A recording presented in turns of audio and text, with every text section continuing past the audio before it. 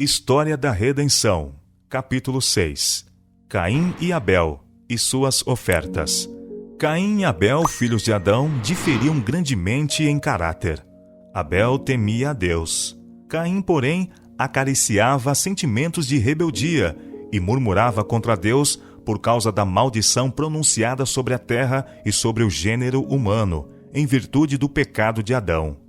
Esses irmãos tinham sido instruídos com respeito à provisão feita para a salvação da raça humana.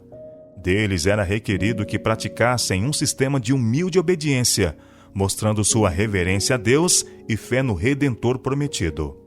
Mediante o sacrifício dos primogênitos do rebanho e sua solene apresentação com sangue como oferta queimada a Deus, mostrariam sua dependência dele. Este sacrifício devia levá-los a ter sempre em mente o seu pecado e o Redentor por vir, o qual devia ser o grande sacrifício pelo homem. Caim trouxe suas ofertas perante o Senhor com murmuração e infidelidade no coração em reverência ao sacrifício prometido. Ele não estava disposto a seguir estritamente o plano de obediência, procurar um cordeiro e oferecê-lo com os frutos da terra. Meramente tomou dos frutos da terra e desrespeitou as exigências de Deus. Deus tinha feito saber a Adão que, sem o derramamento de sangue, não podia haver remissão de pecados. Caim não estava preocupado em trazer nem mesmo o melhor dos frutos. Abel aconselhou a seu irmão que não viesse diante do Senhor sem o sangue do sacrifício. Caim, sendo o primogênito, não quis ouvir seu irmão. Desprezou seu conselho e, com dúvida e murmuração com respeito à necessidade das ofertas cerimoniais, apresentou uma oferta de frutos. Mas Deus não aceitou. Abel trouxe dos primogênitos de seu rebanho e da gordura, como Deus tinha ordenado, e cheio de fé no Messias por vir e com humilde reverência, apresentou a sua oferta. Deus aceitou a sua oferta. Uma luz brilhou do céu e consumiu a oferta de Abel. Caim não viu manifestação de que a sua era aceita. Irou-se com o Senhor e com seu irmão. Deus condescendeu em mandar um anjo para conversar com ele. O anjo inquiriu quanto à razão de sua ira e informou-o de que, se ele fizesse o bem e seguisse as orientações que Deus tinha dado, ele o aceitaria e estimaria sua oferta. Mas, se não se submetesse humildemente aos planos de Deus, crendo e obedecendo, ele não podia aceitar sua oferta.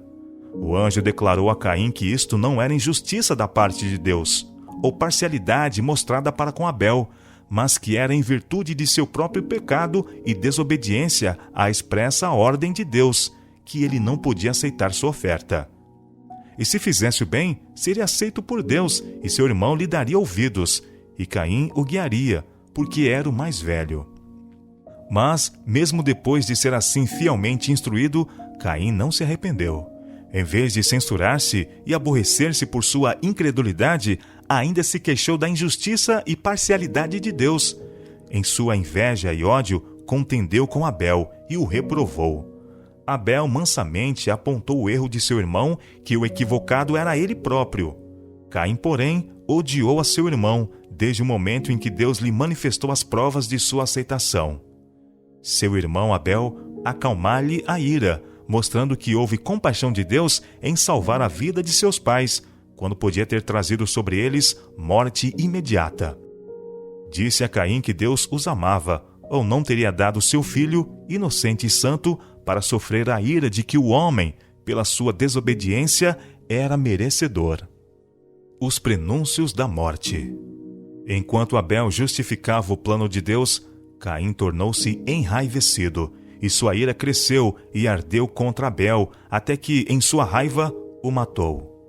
Deus o inquiriu a respeito de seu irmão, e Caim proferiu uma culposa falsidade. Não sei, sou eu guardador do meu irmão? Deus informou a Caim que sabia a respeito de seu pecado, que estava informado de todos os seus atos, mesmo os pensamentos de seu coração, e disse-lhe: A voz do sangue do teu irmão clama a mim desde a terra. É agora, pois, maldito por sobre a terra, cuja boca se abriu para receber de tuas mãos o sangue de teu irmão. Quando lavrares o solo, não te dará ele a sua força. Serás fugitivo e errante pela terra.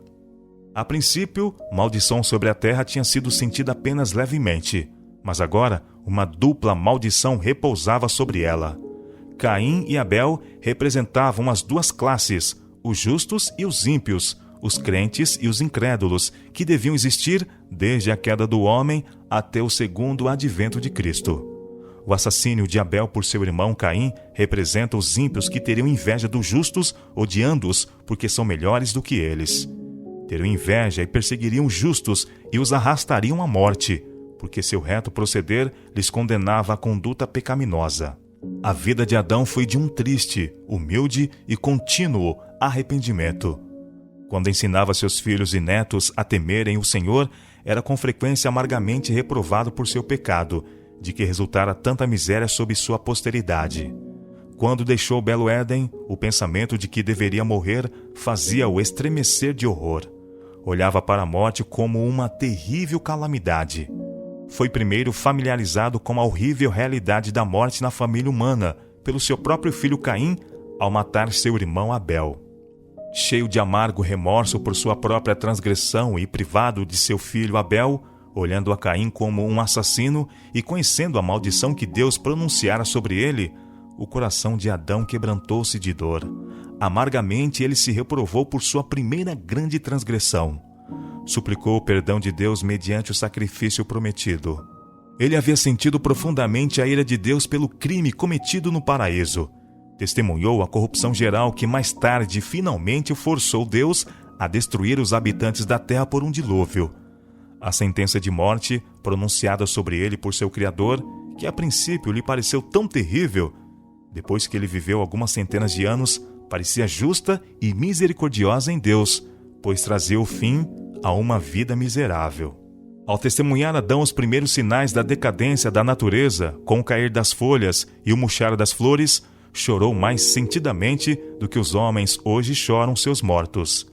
As flores murchas não eram a razão maior do desgosto, visto serem tenras e delicadas, mas as altaneiras, nobres e robustas árvores, arremessando suas folhas e apodrecendo, apresentavam diante dele a dissolução geral da linda natureza, que Deus criara para especial benefício do homem. Para seus filhos e os filhos deles, até a 9ª geração, ele descrevia a perfeição de seu lar edênico e também sua queda e seus terríveis resultados, e a carga de pesar que veio sobre ele, em consequência da ruptura em sua família que redundou na morte de Abel. Referiu-lhes os sofrimentos que Deus tinha trazido sobre ele, para ensinar-lhe a necessidade de estrito apego à sua lei. Declarou que o pecado seria punido em qualquer forma que existisse. Instou com eles para que obedecessem a Deus, que os trataria misericordiosamente, se o amassem e temessem.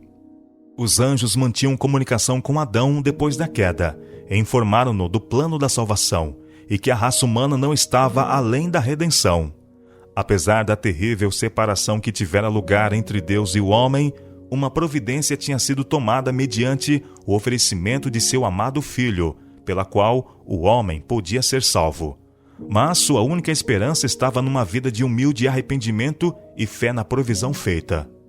Todos os que aceitassem a Cristo como seu único Salvador seriam de novo colocados no favor de Deus mediante os méritos de seu Filho.